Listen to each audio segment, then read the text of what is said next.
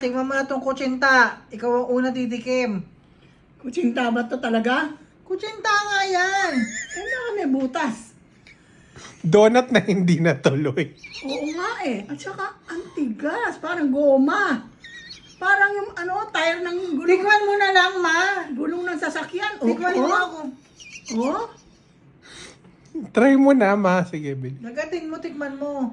Ay, grabe. Ano yan, teke?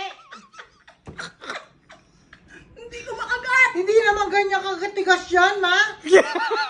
Exaggerated ka. Ay, Ay, ano ba? Ayan.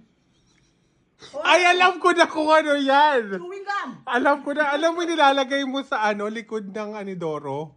Yung parang gel. grabe. Patingin. Diyos ko, apple. Okay yan. Yung lasa naman, okay. Hindi. Kutsinta naman, may bulas nga lang. Walang lasa. Grabe naman, ma. Para bang galapong lang na walang asukal. Walang kahit ano. Alam mo kung bakit? Hindi mahuli. Ang ginagawa mo, ginaganyan-ganyan mo pa. Alam mo, Paul, kung ba't niya makagat? Walang ipin. Ay! Ano nilagay mo dito? Rice flour nga. Hindi, mali yun. Paano nililunod ko lang yung recipe? Flour. Tapos cornstarch. Hindi gumawa ka bukas mag-isa ng sarili mong version. Eh, yung gumawa eh. Gagayahin mo. Paano kung gagayahin eh? Kaya nga sabi natin mali nga to. Oh. Bukan mo bukas ang sa'yo. Pero hindi mo nga ikaw nga sumubok ng recipe mo. Natamad ako eh.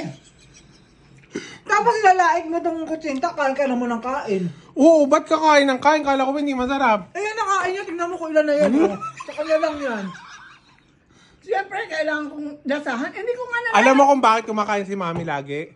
Kasi alam mo, reliyosong tao tayong dalawa, may. Kailangan natin ubusin yung mga pagkain na Ayoko masaktan ng binibisto damdamin. ng Lord. Kasi nakakainis yung mga taong arami na nga may hirap tas hindi kinakain yung pagkain. Kahit nakain ng didiri kami, kailangan namin kainin yung pagkain mo. At saka ayoko saktan ng damdamin. Wow! Papuri sa Diyos. Join mo ako, Papuri sa Diyos. Papuri sa Diyos sa kaitaasan.